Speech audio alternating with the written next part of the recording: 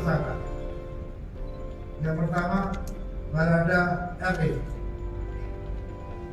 Yang kedua, Bribka RF. Yang ketiga, tersangka KM. Yang terakhir, Dirjen Pol FS.